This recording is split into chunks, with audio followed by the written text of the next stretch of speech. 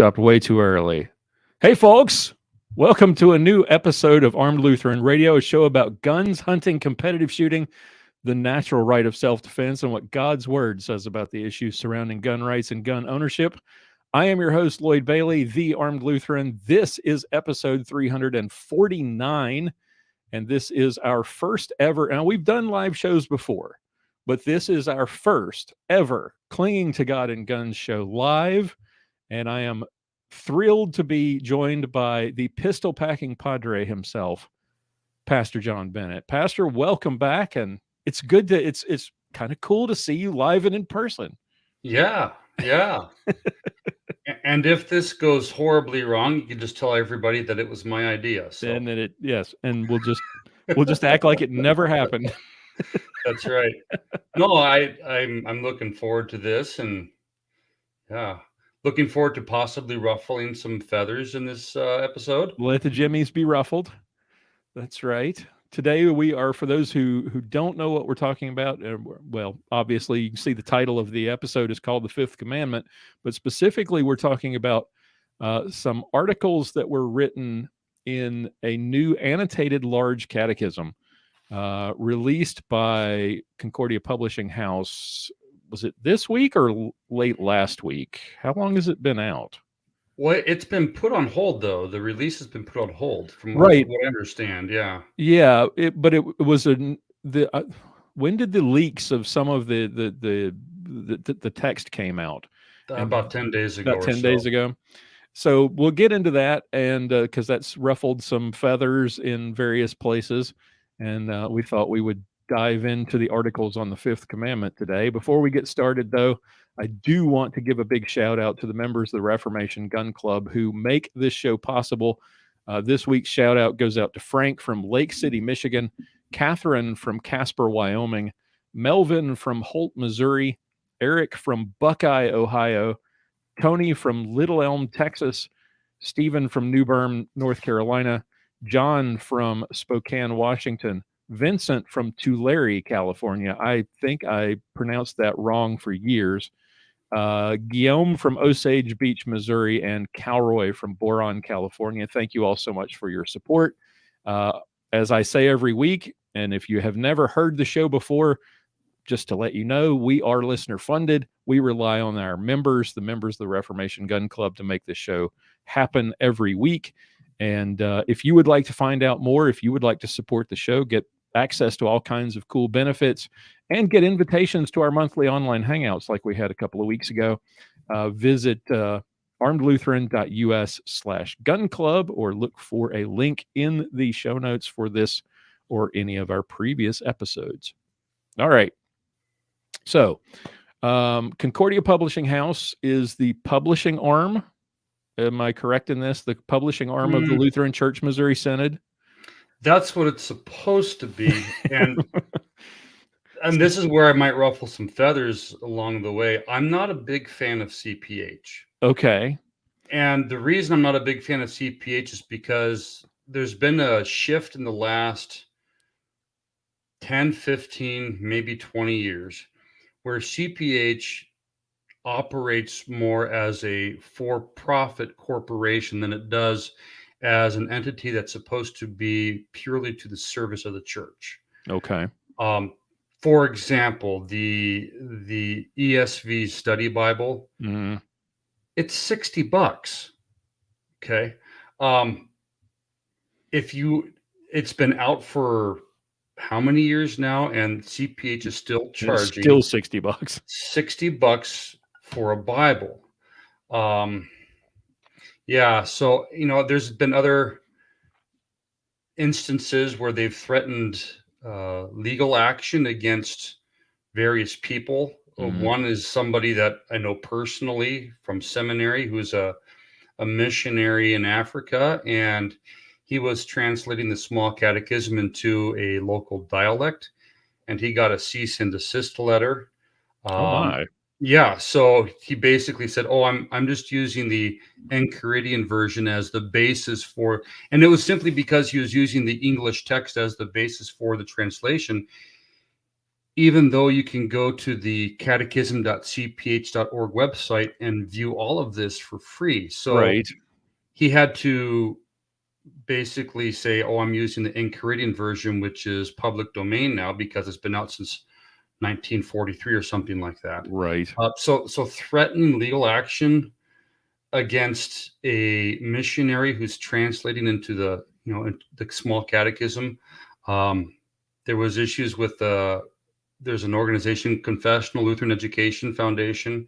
They take and translate and publish theological works. They also do hymnals, and they do this in small batches for oftentimes native dialects that CPH, they have this basic practice of not publishing anything that they can't make money off of.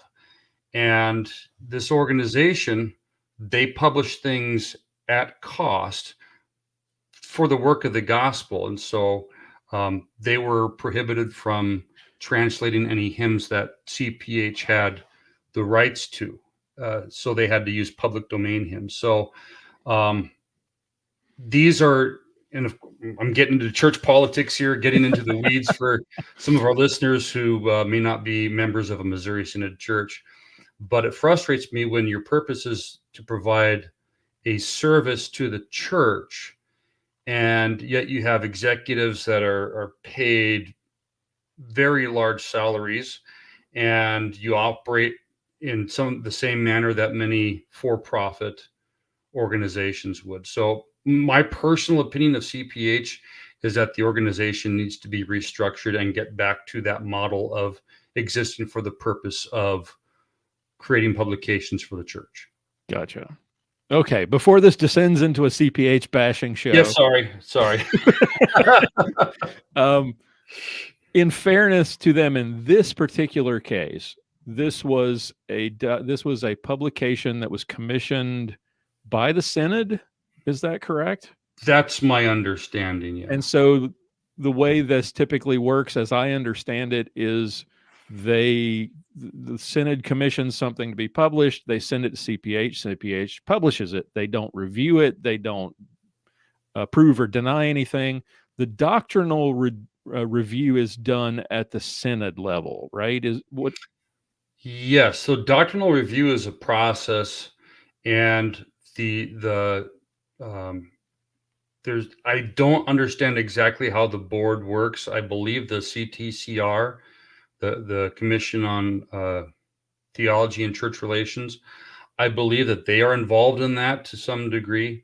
But it has to go through a doctrinal review process where it has to be reviewed for content to make sure that this is in line with the scriptures. This is in line with the Lutheran confessions. And it would seem that the typical doctrinal review process did not happen the way it's supposed to. Something broke down somewhere. Yes. Would seem, yeah. And I'm going to preface this by saying I'm not in any way going to impugn the character of any of the editors. I'm going to try not to impugn the character of any of the individual essayists. One of the editors, Pastor John Pless, one of my professors from seminary, he's a very solid confessional Lutheran. So I'm hoping that it wasn't just throwing his name on there and not having, I can't see how some of the issues that there are with this edition, some of the essays, how he would have let that slide by. I don't know. It's one of those things though, where one individual reviewing it as opposed to many individuals. And the more that I hear about this and the more that I read it myself, there's a lot of troubling stuff in there. Right. And I've got to wonder if the review process involves sort of splitting it up. Is it, all right, we're delegating this part to this person, this part to this person, and that might account for Reverend Pless not seeing some of this stuff, or maybe he's not in tune with some of this language, because some of it is very I could see people who aren't in tune with the culture wars currently and the idea of the battles that we're having in the culture with the idea of wokeness, letting some of these things slide because they don't recognize the danger. So I'd be curious to find out more about the process that goes, how do these doctrinal reviews happen? Who's assigned? How are they assigned? Because Right. I would hate to, like you say, I would hate to impugn the entire board if they're not all involved in reviewing every single page. Right. To what extent how much was their input involved in that? Yeah. Yeah. It's trying to put the best construction on everything. Yeah. Um, as opposed to the new catechism version of explain everything in the kindest way. I like to put the best construction on everything version a little bit more. Yeah. Call me I old like, fashioned. yes, I agree. I like that one myself. Hey, if you are watching, Sparky is with us. Never been on here live. Sparky, welcome. Glad you joined us. If you are watching and if you would like to comment as we go along, be sure to join in, send us a comment, and we will respond as appropriate. So the complaints about the language in the book sort of bubbled up in social media. First, there was a very long thread in Twitter, and then I saw posts popping up in Facebook. There were snippets that were being provided as examples of the objectionable language. This had, of course, everyone's jimmies rustled because they were presented with no context, and so we thought, and most of the complaints were related to the Sixth Commandment, as you might expect, with regards to the sins of homosexuality and transgenderism, and even references to pedophilia. There's this ubiquitous sort of use of woke language, especially when it comes to race and things like social justice. But there are also 3 articles that were written on the Fifth Commandment, and that's what we're going to be focusing on today.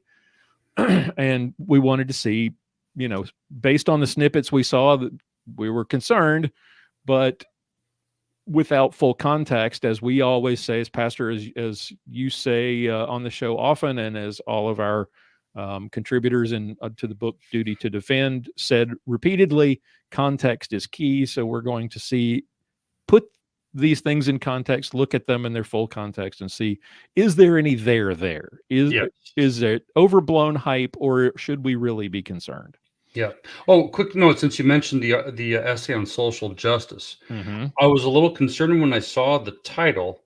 I read the essay though, and it's a pretty good essay. It is a good Basically essay. says just love your neighbor. Right. And now, unfortunately, it would have been nice if the essay addressed how the concept of social justice has taken on a very political theme in our country. So, it's like, doesn't he talk about how social justice in many ways, in many places and many churches, has replaced the gospel itself? Yes. Which I think was very well done. And basically said that if you're going to preach social justice, it must be in the vehicle of the gospel, where the gospel is not perverted. Right. That it has to be your concept of social justice is sharing the gospel, the love of Christ Jesus. Right. Before we I see dig Mark in, Sturdivant is watching. One of not a classmate, but I was with them at Concordia Irvine back in the day. So very good. yeah. Well, to Drew and Mark, welcome. Glad you're with us. Now let's see. There are,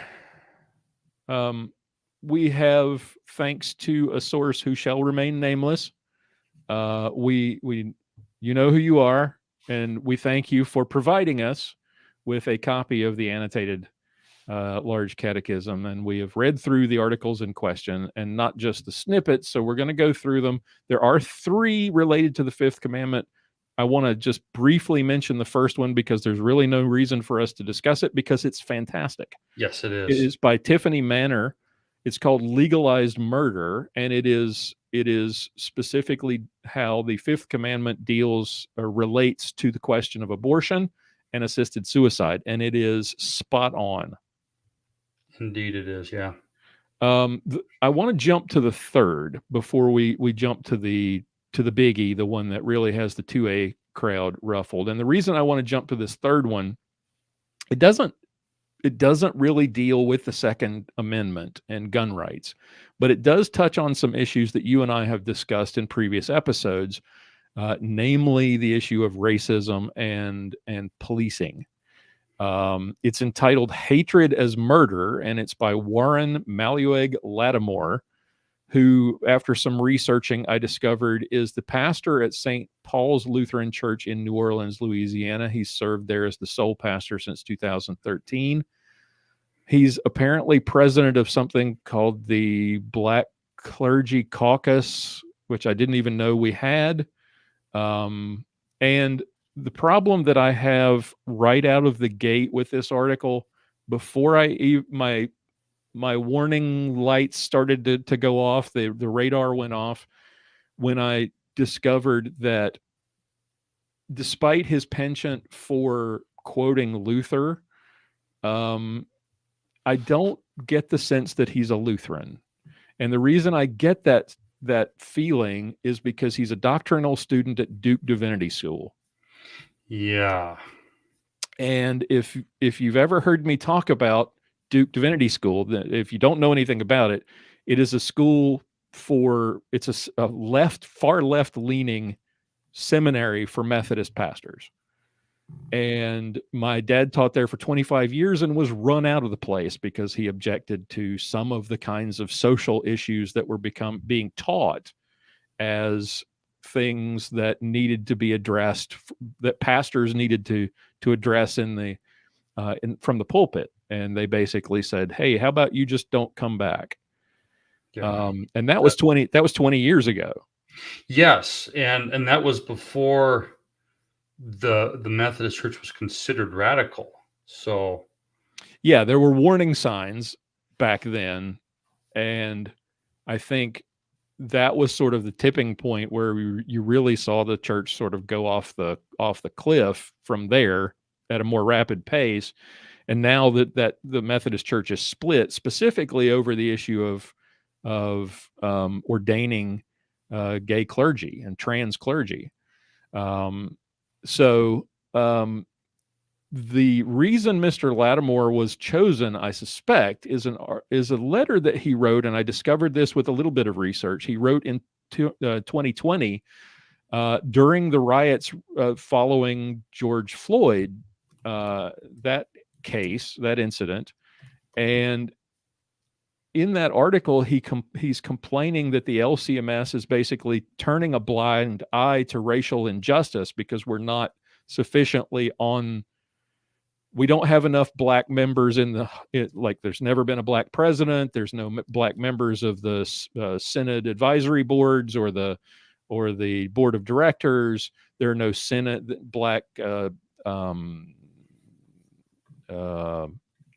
the word I'm looking for? Basically, the hierarchy, the structure of the church is not sufficiently woke. And if you read that article, and let me just sort of pop that up here real quick, just to give you an idea, because this article or this letter that he wrote in 2020 is basically the article that he wrote for this catechism. So let me share this right here. So this is an article written in 2020, and he says here, the year is 2020. A few years prior, the last remaining historically black college and university dedicated to training black Lutheran teachers was closed by the Synod. The nation is in unrest. Racial injustice is being protested in a nation that has long denied its existence. Black men and women are being killed by those who have sworn to protect them. And he mentions Breonna Taylor, George Floyd, Ahmaud Arbery, who was not killed by police. Right. David He was killed by a couple of rednecks. Yes, who were subsequently convicted of murder for it. David McAtee, I'm not familiar with his case. Racial tensions flared into riots. And basically what he's asking is, well, when this stuff happens, who can the inner city Lutheran churches turn to? Because there are no black people in the Lutheran Church Missouri Synod's hierarchy. There's no black synod or district president. There's no the seminary boards of regents has no black members. There are no black members on the board of directors.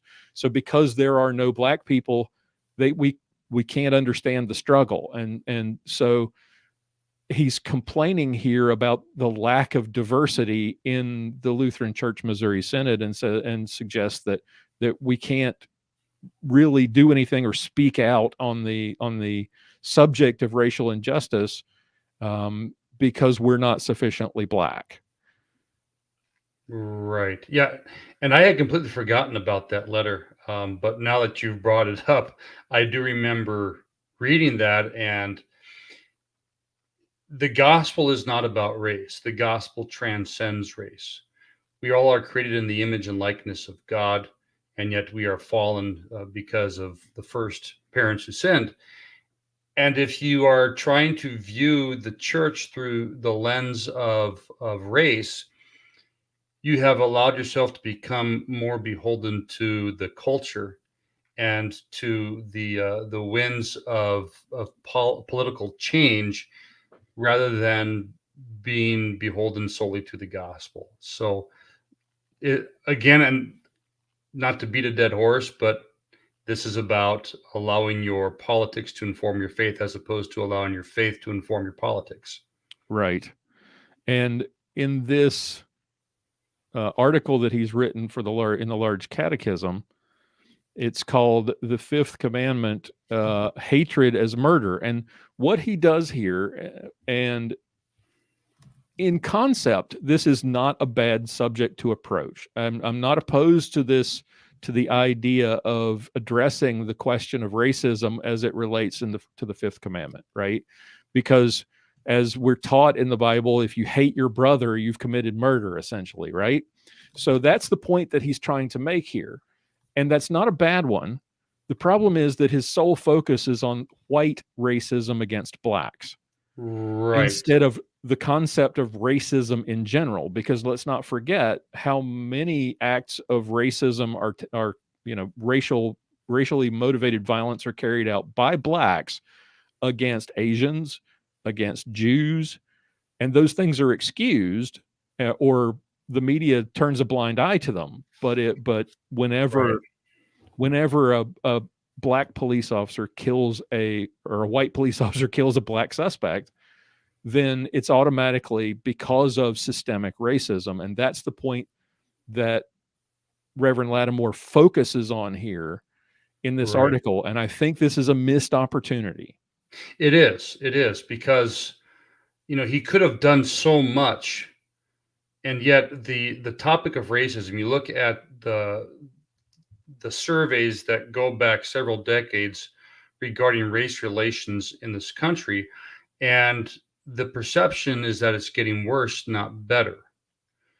We went through the 50s and 60s with all the civil rights movement, and by the 80s, you look at all these surveys, 80s and 90s, things were considered better than they are right now. Why is this happening? Mm-hmm. And it's because of the Marxist ideology of using differences among population groups to create division, and the most easy difference to manipulate is that of race. Yeah. So and I think part of he's twisting, you and I have talked about this many times, the kind of the affirmative side of the Fifth Commandment, that not only are we not to kill, not to murder, but we are also supposed to protect those that we can protect our neighbor, protect our family members, protect ourselves. He takes that concept, the affirmative side of the Fifth Commandment, and he applies it basically to Christians in general. And if we don't stand up and aren't sufficiently down for the struggle, then we have essentially killed George Floyd. Right. That's the point he tries to make in this article, which I find personally despicable. I didn't want to get really nasty, but I really don't like this. No. Well, and a lot of this, you read through the article and it seems like milquetoast virtue signaling, but Yeah, then you get to footnote number 6 and you realize that, oh, this is political. yeah. Let me see if I can find This that. isn't theological, this is political. Yes. Um, Footnote number 6, he refers to the deaths of a number of unarmed black, uppercase B, citizens at the hands of white, lowercase w, individuals or police officers, sparked widespread protests and turmoil in the recent years, and especially in 2020.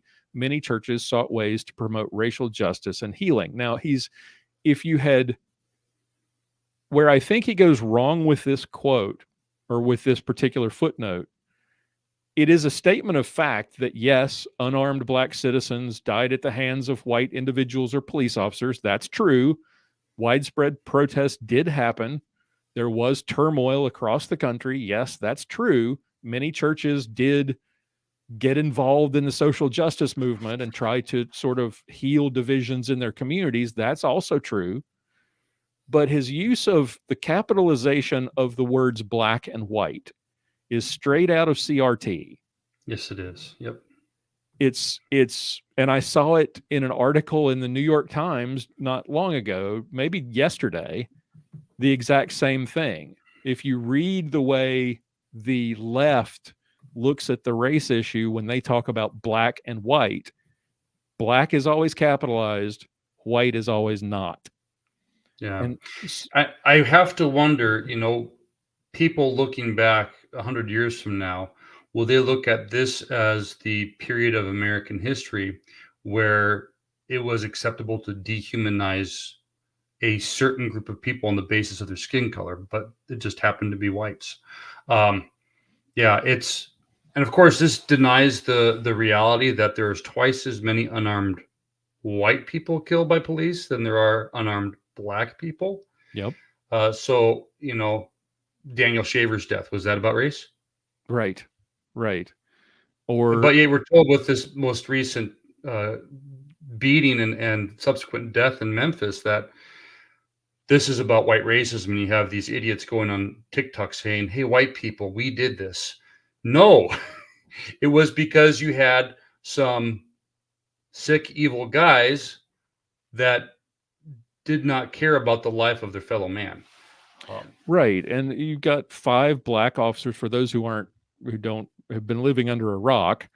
You have the beating of Tyree, or I can't remember his name. I apologize for that. Tyree's first name, his last name escapes me at the moment. He was killed in a beating by 5 black police officers. And those have all been subsequently fired and charged with murder. And now I think 3 or 4 more people, including members of the rescue squad, the EMS workers, have been dismissed as well. And yet, with a black victim and black police officers and a black chief of police, we're being told that race is what this was all about, Right. because Right. these black police officers are promoting systems of white supremacy by being police officers, essentially. Yeah, these are the same kind of people that call Candace Owens a white supremacist. So Yeah, that's true. Good yeah. point. So this is the same kind of racist dog whistling. And I just don't think it has any place in the Large Catechism or in our confessions at all. This is the evidence of the slow march of Marxist thought creeping into the institutions. We've talked about that on the show many times. And Black Lives Matter is at its core Marxist. Yeah, its organizers even admit that hey, we are trained Marxists, despite the fact that they used all the money to buy themselves mansions. Right. BLM, buy large mansions. Yeah. That's right. Well, and ultimately these issues like race are being used to create division rather than to create unity. Mm-hmm. And this was a missed opportunity for fostering a spirit of unity. I mean, you can go out and say, yes, there are people who feel uncomfortable around others on the basis of skin color, and that you can say that that's wrong. That's a discriminatory perspective. But then you can talk about, hey, when seeing other people who look different for you or different from you, see them as someone for whom Christ died. You Yeah. know, stop seeing things on drawn along lines of skin color or politics or ideology or whatever it may be, and see that as your fellow human being. Yeah. So yeah, yeah, If this had been a general um, uh, objection against racism in all its forms, that would have been right, perfectly appropriate. right, But the focus on the white versus black form of racism and the suggestion of institutional racism and the suggestion that Christians are complicit in the murders of black people if they're not involved, if they don't support Black Lives Matter. That's the implication he's making here, that if we don't act, and he doesn't suggest what acting means, that we are somehow complicit in those killings. That right. has no place in this book. And I don't know how it got past doctrinal review. It I just don't does. know. I mean, there are some things that if you were to edit this essay, you could take out the objectionable and the subtle stuff that's in there that doesn't belong, and it Mhm. actually wouldn't be a terrible essay, but Right. it's hard to get past those glaring flaws where it's pretty obvious that he has an axe to grind. Yes. Yeah. The only kind of racism that it matters is what he defines in the article. The only Fifth Commandment sin that we're committing is by not being woke enough and supportive of racial justice, um, instead of pointing out racism of all kinds is a sin against God. And so, yeah, I think this should have been cleaned up. And maybe there were objections to it, and some people said, "Well, I don't want to make him mad. We don't want to look like we're the white folks are, cutting out the black guys, the black pastor's article here. I don't want to." Maybe there was some of that. I don't know, but Well, this here's should the never question. have passed doctrinal review in this form. Yes, and here's the question. This is troubling when you think about it, is that we had the letter that he wrote back in 2020. Right. It's a letter that made its way around social media among Lutherans. Right. So if we already knew that this is the kind of stuff that he writes, and by we I mean Synod and whoever it is that was in charge of this project, why did they ask this guy to write the article? You got to wonder if it was appeasement. I don't know. I don't know. And I'm sure he's a very wonderful guy. Again, I started out by saying I wasn't going to try to break the eighth commandment in any way, but it's important that we allow our politics to be informed by our faith, and this is backwards. Yeah. This is about a political movement that is antithetical to the gospel. Yeah. And his involvement at Duke kind of Right. makes sense when you read this and the previous letter. Because this is very much well. How do I phrase this properly? Um, this seems more inspired by Black liberation theology than it does by the gospel. Yeah. No, that's a good point. I didn't think of that. That's true. So, and for those of you who aren't aware of what Black liberation theology is, um, think of that. Who was that senator that got reelected in Georgia? Or I can't think of his name. Or the guy that was Obama's pastor. The not God Oh, bless me. Yeah, those oh, guys. That's Black liberation theology. right. Jeremiah Wright Yes, yes, and Raphael Warnock. yes. Yeah. Thank you. Thank you. Yeah. Took me a second. Had to dredge those out of my brain hole. All right, so let's get to the one that really has some Second Amendment advocates their jimmies ruffled or rustled, and that is an article by Joel Bierman, and this is called "Lawful Lethal Force." And let me share this with everyone. There we go. So Joel Bierman is a member of the faculty at Concordia Seminary in St. Louis. He has a doctorate in philosophy and a master of divinity from the same. And he starts the article. He's also a member of the CTCR, which is the Council on Theology and Church Relations. Correct. Okay. So he starts out even before he can offer the most basic explanation for the commandment against killing, Martin Luther first deliberately and pointedly grants two exemptions from the purview of the prohibition: earthly government and God. And this is what he focuses on primarily throughout this article. And it is that God and the government, and he focuses mainly on government, are exempted from the prohibition from killing. That as he says, in other words, the strict and simple Fifth Commandment that forbids the taking of life applies neither to God nor to government. God, of course, is the author of all the law and subject to no law, so he's free to give and take life as he pleases. Government, Luther insists, is not only bound by the commandment against, is not only not bound, I should say, by the commandment against killing, but is in fact under obligation to do the opposite. Subject to God's law, government must use the sword and, according to the dictates of justice, even take human life as necessary. Now, this is an article that, very similar to the Lattimore article, if you changed it, if you did a little bit of editing, less editing, I think, than the Lattimore article, but still some editing, you could still have something good here. My problem is that my problem with this article is that he tends to tiptoe around the question of self-defense.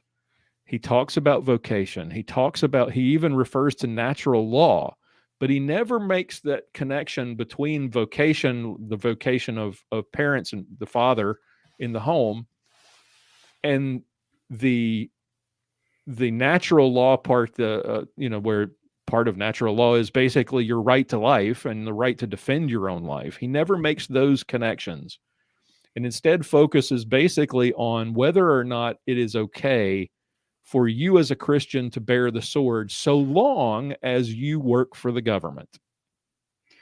Yeah, and that's he doesn't come out and say it explicitly, but it is strongly implied that he rejects any notion that a Christian has the right to use lethal force in defense of self. Yeah, he gets kind of close. He gets to it. He makes a couple of points where you think, okay, he's going to get there, and he doesn't quite. Let me see if I can find it in the. Where he's talking about vocation, I copied and pasted the. Yeah, that's where he starts talking about the three estates, which we've discussed on the program, and he talks a little bit about the. Here it is. All human beings. Right. Here it is. In each of these three spheres or estates, talking about the family, the church, and the state, God is at work through his creation, through his chosen instruments, human beings who have been given the authority or office to fulfill the mandate each has received from God. And now he mentions parents, princes, and pastors, respectively. All human beings then live their lives in all three estates, fulfilling the particular tasks each has within that area of responsibility. These translate to the peculiar vocations or callings assigned to each person by virtue of the place given him or her within the creation. Now, he's you could, and we have on the show, made the connection from this to the right to self-defense, right? Right. Especially as your responsibility as parent to protect your family, to protect your wife, to protect your children. But he won't go that far. He goes on and talks about the prince's unique vocation, his amt. I'm not sure what this word is. It means office. It means office. I'm not sure what Yeah. is that. Up above in the preceding paragraph, Is it Latin? What language is this? amt is German. Oh, I should have guessed. Yeah. After all, it is Luther. Not that I know German, but It it's is in the preceding paragraph. He puts the amt in parentheses after office. Gotcha. His office as the one who bears the sword is in turn imparted to others to assist in that work. Soldiers, tax collectors, judges, jailers, executioners. Notice he does not mention the common citizen. Yeah. Those who do such work are extensions of the sword of God, enacting his justice. Now, the point that we are not to bear the sword to bring the wrongdoer to justice, because that's not our calling, that's not our vocation, that's not a responsibility that God has given us. He's right in that, but he tiptoes, he sort of sidesteps the question and focuses solely on the role of those who work for the government bearing the sword. Yeah. And where he really gets at this, though, and the part about vocation that I was talking about, if you go halfway down the next paragraph, starting with about the 7th, 8th line down, but it was the brilliance and blessing of Luther to grasp and teach clearly the wonder of the doctrine of vocation, in which a person acts never for self, but for the sake of the neighbor who needs help. When the neighbor needs rescue or protection or justice, the Christian whose vocation includes the sword must use that sword for the neighbor's well-being. So that, and now that I'm reading this the second time through, that almost makes it sound as if the one whose vocation includes the sword, so only law enforcement must use. Only soldiers and law enforcement are authorized to help the neighbor whose life is in jeopardy. Right. And this also, when it says you must never act for self. Okay. What's the implication there? That self-defense is prohibited. Right. So that was, and he makes that point up here in the previous paragraph as well. The focus on never for self. Right. Never for therefore Christians do not fight as individuals or for their own benefit, only as obedient servants of the authorities for under whom they live. Now, that's quoting Luther. Now, yes, this is Luther's Large Catechism. Is problematic. Right. And Luther's Large Catechism it's obvious why we would quote Luther, but that doesn't mean that Luther's infallible on these issues. And maybe this wasn't the best application of that particular quote. He's clearly uncomfortable. Well, and hold on just a second. That quote, though, is from Luther's essay, Whether Soldiers Too Can Be Saved.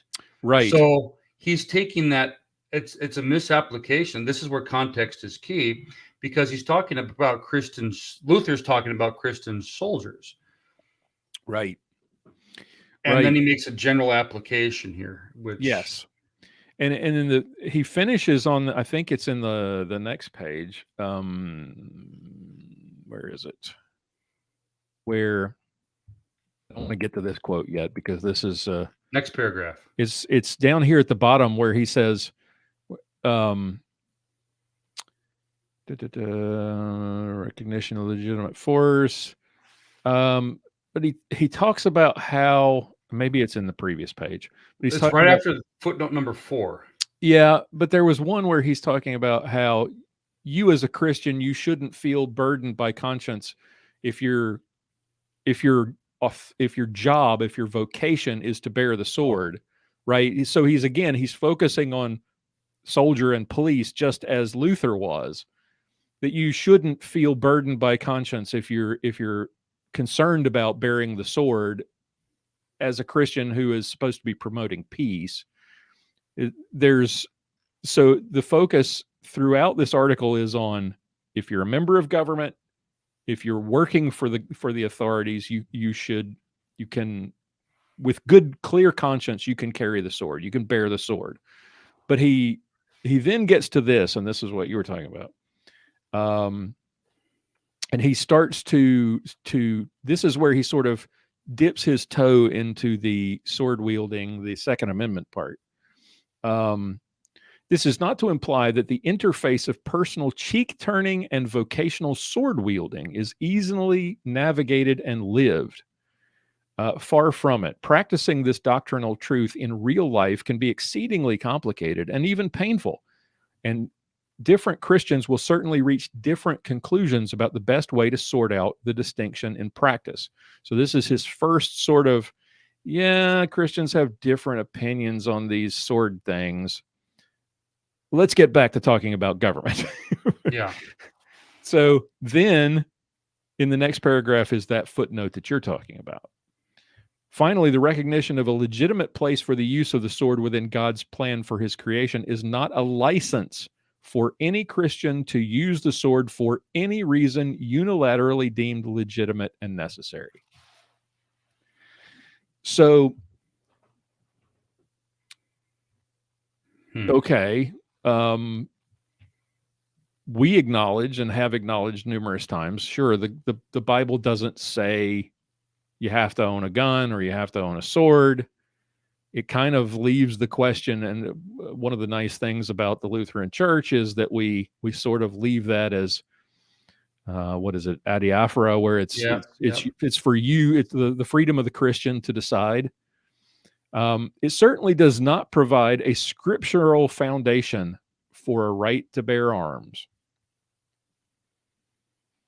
I'm guessing he hasn't read Duty to Defend, but okay. Right. Lethal force, Luther consistently taught, is rightly used. Again, he's going back to Luther, but he's not making a biblical case. He is relying on Luther's argument that, and his dissertation on the whether a Christian too can, or a soldier, what is the name? Soldiers too can be soldiers saved. too can be saved. Yeah. I was getting them completely. Which, here's something interesting before you go any further, where he says Luther consistently taught it's rightly used only in one place by the arm of authority in the state. It is never exercised for the sake of self. So I've got a couple Luther quotes that I just happened to come across in preparation for this. Oh, goody. One of them from one of the very essays that Bierman quotes. So, yeah. Are you able to share? Or are you going to say that? Oh, I was just going to read them. Yeah, go right ahead. All right. I'll hide this. Oh, if I click on present, can I actually put stuff in here? You can actually share it onto the screen. All right. Okay. Good. Present. And share screen. I usually choose, I do share screen, and I choose window. That way you only get the window of the thing that is. Oh, it's okay.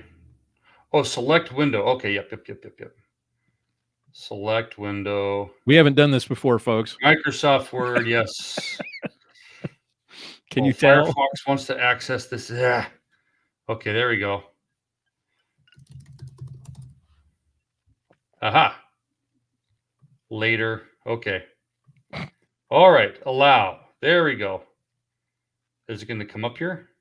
There we go. Okay. For some reason, I had to click to add it. But all right. So you'll have to pardon my notes. I hadn't typed this up in preparation for everybody to see.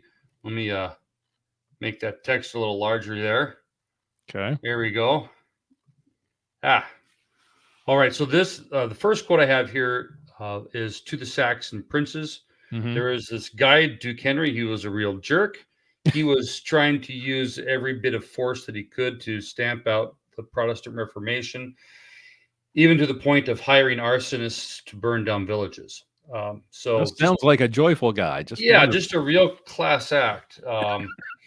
And he was defeated and captured. There was questions as to whether or not he should be released, and Luther basically said, "No, consider this God's providence that this bastard has been captured."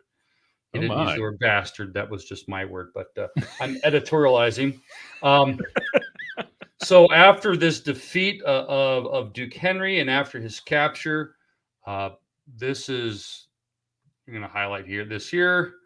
Um, he says, "So now I am saying to our people that they are not to boast of this victory, but give the honor to God and thank and praise Him who alone is the true warrior and is called an almighty man of war who can never fail of victory, as Moses calls him in his song of praise in Exodus 15. Not that one should on that account neglect providing arms, whether one can get them, but that one should not rely on them," which is true. We don't rely on our guns for self defense. We rely on God Almighty. They're just a tool, but only on God who will give the victory either by arms if one can Either get by them. arms, right? Yep. Yep. Either by arms if one can get them, or without arms if one cannot get them. Where one can get arms, one should use them as God's gifts, under which he hides himself so as to give us the victory by wondrous means. But where one cannot get arms, God will provide them in abundance to his people in their time of need. So we have nestled in all of this um, Luther's exhortation to acquire arms if you can. This is also, you know, Duke Henry was a person of authority. So we have armed resistance. He was a head of state. Yes. And so Luther's making it very clear that self-defense is perfectly permissible. Mhm. So next quote. This is to Elector John, March 1530, and I'll bold that to make it a little more obvious here. The legal dictum, and then there was the Latin term in there, or German term, I don't remember which, I took it out.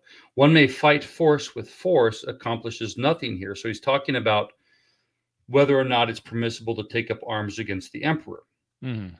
For it may not be applied to governmental authority.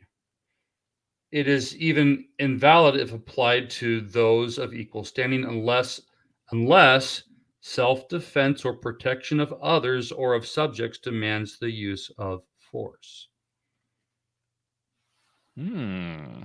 So, That oddly contradicts everything that Mr. Bierman has yes, written here. he uses that word Luther consistently. That word consistently doesn't mean what he thinks he means, I guess. Luther can be taken out of context just like the Bible can. Yes, yes. Maybe And that's our next book. maybe, maybe. Um, And our friend Pastor Drew points out we don't hold quia subscription to everything written by Luther, obviously, because he wrote some really awful things, right. but only the confessions themselves. So Luther's paper on soldiers would not be binding. Yep. Right, right. But yet, since Dr. Bierman, who I'm sure is a very devout and confessional scholar, Hmm. he gets this wrong, and he tries to use Luther in support of a prohibition on self-defense, and it's pretty clear that Luther did not believe that and did not teach that. And furthermore, Dr. Bierman also does not rely upon Scripture to support his thesis. So, the last quote, since Dr. Bierman quoted whether soldiers too can be saved, self-defense is a proper ground for fighting out. Keep in mind he's speaking of soldiers in combat, so want to provide that context. And therefore, all laws agree that self-defense shall go unpunished, and he who kills another in self-defense is innocent in the eyes of all men.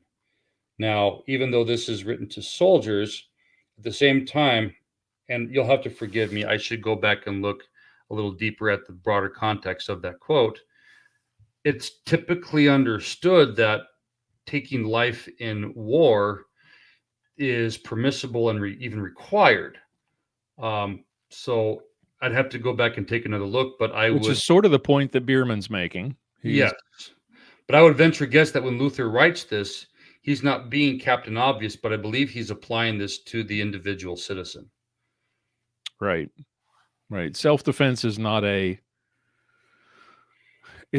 soldierly military kind of concept. That is, we're talking about the Right. individual person. Right. at Because that in, point. in combat, it's offensively Mhm.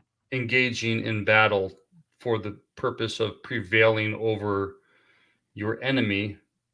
And it's generally understood that that requires taking life.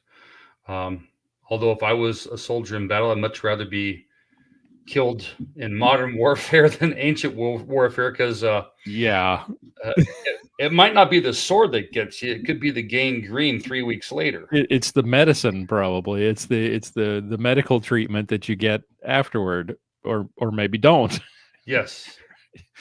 Yeah, exactly. Well, and blunt and bladed weapons Oh, versus yeah. a bullet, you know, quick versus Give me the long. bullet any day of the Yeah. week. Yes. Uh, here's that footnote that you were talking about from Bierman's article. It should be apparent that this is a conclusion reached on the basis of theological considerations. Is it? The Second Amendment of the U.S. Constitution, of course, does articulate such a right, and while not offering a rationale, the implicit foundation, the Constitution doesn't offer a rationale for the right to bear arms. I think it does. Yeah. Well, yeah, it's in the Federalist Papers if you really need the fuller rationale that, yeah, But even in there's, the clear text, 27 words of the amendment, it makes the rationale is the um, is it's the for the freedom of the state, more or less, and the state meaning the people. right, the proper training of a militia, which was the people, is only to be accomplished if everyone has a right to bear arms. And so that the rationale for the Second Amendment was the maintenance of a well-regulated, a well-trained, a proficient militia, a proficient citizenry that could assist the Yeah. government in times of war. Well, and the rationale, it's right in there. It says being necessary to the security of a free Of a free state. state. Yep. Yep. So, yeah, but But it says, again, he's trying to say that this is a theological consideration, but he doesn't provide any sound theological proof for his article, for well, his then thesis. he goes on to suggest that the rationale for the implicit foundation, the rationale for the Second Amendment and the right to keep and bear arms is the exercise of reason and the ideals of the Enlightenment. Working within the appropriate temporal realm, parameters of reason, and shaped by their confessions of faith, serious and faithful Christians may come to quite divergent conclusions regarding the Second Amendment and the attendant questions touching on gun control policies and legislation. Such differences are neither surprising nor cause for alarm and merely indicate the latitude that must exist as people of faith strive to discern how best to extend God's rule over his creation. Now, to some extent, I agree there, because this is something that should be left to the freedom of the Christian, as we said earlier. But the problem is when you start talking, but that freedom really should be, do I own a gun or not? Right. Not you shouldn't own a gun, but Right. I don't want to own a gun. It's okay if you have one, but I don't want one. That's the freedom of the Christian. The Right. freedom of the Christian doesn't come in when you start saying you cannot own that gun because it's not safe.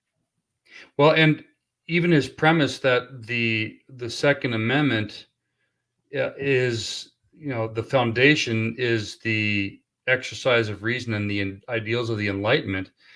No, the Second Amendment, and it makes it very clear, was all about the fact that they had just beat the crap out of the redcoats, and the only way they were able to do that is because they had guns. Yeah. Yep. That you needed a proficient citizenry to help protect the country and to Yeah, protect other citizens. Yeah. there may be elements within the Constitution, and certainly there's individual writings of some of the nation's founders that they certainly were influenced by Enlightenment, but I'm pretty dang sure the Second Amendment and Enlightenment didn't go hand in hand. Right. Right. Yeah, there's clearly this conclusion reached on the basis of theological considerations, I think is quite misleading. I think It's his theological considerations. that's yes, and see that's where I think we have a little bit of a problem here, and this is where the doctrinal review failed, because I think in the case of these two articles that we reviewed here tonight, the individuals' theological conclusions are what are being put forward, and they're being put forward as explanations or expansions on the Large Catechism, which they're not. Right. They're the opinions of the authors of these two articles. Yes, they're taking personal opinion and treating it as if it were fact. Yeah. Yeah. And with the exception of the article about abortion, which I think is thoroughly well written and steeped in our faith and our understanding of God's creation. These are and are backed up by our theology and our doctrine. These are not. These are opinion Right. pieces. And I think, and we haven't even looked at the stuff on the Sixth Commandment, and I just wonder how much worse it gets if these two, which you would think with the Fifth Commandment, should be pretty innocuous. It should be pretty straightforward. You don't hate people, you don't kill people, right? Right. You don't kill the unborn, you don't kill the elderly, And you come to the aid of those in need. and you come to the aid of those in need. But here we have opinions on that are divergent from those core principles that are political in nature. How much worse would the stuff about sexuality be when we start talking about the Sixth Commandment? And how Yeah. much worse could it be when we start talking Ninth and 10th Commandments, when we start talking maybe about income inequality? I haven't looked at them, so I don't know, but are we going to start talking income inequality and equal pay and all of that kind of stuff? Yeah. I don't know what else is in here, because we've only focused on these things that are important to this show, but I'm concerned because if we went this far off the rails with these two articles, I worry there's a lot worse in other places in those annotations.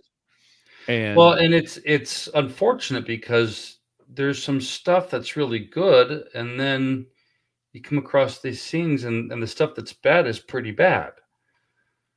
and it's bad enough to get the whole project scuttled. Yeah, and I'm hoping that they either scuttle the whole thing, which CPH wants to make money, so I don't know if that's going to happen. But I don't think they want the negative press that's no, resulted from this. So I suspect that, and that makes you wonder too, if your suggestion about the sort of profitability concerns of CPH, if they weren't sort of, complicit in that, hey, President Harrison, how about y'all pull this and review it because we're getting hammered. Right. Well, and here's my big concern. is that looking at the questionable content of this collection of essays, that this has the potential of dividing the synod. Yes, People may think that's crazy, but you've had synods we've have seen divisions over far less. we've seen it before. And so it's my my hope and my prayer is that this collection of essays, that the bad will be omitted or replaced with quality theologically sound articles, um, Yeah. or just This bend the whole darn thing. the simplest thing, and especially if you're worried, if the Senate is worried about the time and the money that's been invested so far, the simplest thing might be to just remove the objectionable content, Right. stick with the stuff that is solid theologically based, and keep and then go forward, and then maybe consider including more annotations in a future edition. But I just can't see going forward with this in the current condition that it's in. Well, and the article, hatred as murder, if that one is omitted or edited or changed, I bet my lunch money that a public stink is going to be made of it, and this is going to be labeled as racism and all that kind of stuff. So, Yeah, there's those considerations too. That's true. If I mean they better cut more than just Lattimore's article. right, Otherwise, even if they do cut more, like you said, there's likely to be the insinuation that it was removed simply because a bunch of white guys at the Synod wanted to get rid of it, or right. were a little too upset about being called out on their racism. Yeah, I don't know where this goes from here, and all we can do is pray that whatever does happen, it's the right thing, and pray for President Harrison and those who are involved in whatever review takes place. All right. Well, I think that probably does it. That is, I think we've covered as much as we can cover here. Yeah, there is a there from what we've seen. It is in context. It's not pretty. Um, and President Harrison was right to pull it. And all Right. who, so far as the Fifth Commandment stuff goes, yes, there's where there's smoke, there's fire, and those who were raising the alarm based on the snippets were right. There's there and worse. Right, right. And what's unfortunate is that you've had people pick sides with this argument, and there's guys that I know and respect, that are basically, decrying the criticism as unchristian behavior without having read the questionable material. So, I was more or less trying to stay as neutral as possible until I saw the actual content, and it's troubling at the least. Where the Missouri Synod is better than this. They need to do better than this and Yep. publish something that's theologically sound. Well, Mia has joined, is watching, and commented that now she needs to figure out what happened to President Harrison. President Harrison is safe and sound, but he has recalled this annotated large catechism that was just released about 10 days ago, and he is recommending further doctrinal review before the project goes forward. So I feel um, like sending him a bottle of whiskey as medicine for the headache that he's taken on with this whole thing. he deserves it. Yeah, I can't imagine. He's probably taking arrows from all sides at this point. Right. And it's, sometimes the most memorable lessons in life are the most painful, and hopefully this will be a painful enough um, experience that the synod does not repeat these kinds of mistakes, where we thoroughly vet authors and review content before we publish it. Even, and it wasn't officially published, There was just the electronic version that was distributed for review, more or less. Even before you reach that state, this stuff needs to be thoroughly reviewed before it's leaked out for public consumption. Well, now the Synod needs to review its review process on top of, I mean, it's not just a problem with this publication. The question is, how did it get to this point? If it did go through doctrinal review, how did it manage to get published? Right. If that indicates there's a problem with the review process. And I think some transparency on how that works would be helpful as well. Yeah. Did the review process only include selected excerpts, or was the entire content word for word reviewed? And I mean, not that you have to go through the large catechism itself. You can just have the text stand on its own. It's the essays. It's the essays. And did every member of the review board review every article that was submitted, or were they parceled out to different members of the board? And yeah, I reviewed mine, they're good. I reviewed mine, they're good. And then you put it all together and you got a crap sandwich. Right. And you know how it goes with the crap sandwich. You all have to take a bite. And that's kind of what we're dealing with now. That is kind of what we're dealing with now. All right. Well, folks, if you have any comments or any questions about what you heard here today, if you enjoyed seeing this, our mugs live and in person, this has been fun. I want to do, like I said at the beginning of the year, I want to do this more often. We talked about it a little bit last year, and I'm glad we're finally doing it. I'm looking forward to doing it again. And folks, if you have questions or comments or complaints about anything we said, if we ruffled any jimmies, visit the feedback page, armedlutheran.us/feedback. Leave us a voicemail or a voice message. We'd love to hear from you and respond in a future episode. Next week, who knows what we'll be doing for episode 350, but whatever it is, it'll be fun. Thanks, Pastor, for doing this. Absolutely. This was a lot of fun. And thank you all for listening. And for those of you who commented, Drew and Mia and Sparky, and who was with Drew? Mark, who was with Drew watching. Thank you guys for contributing to the show as well.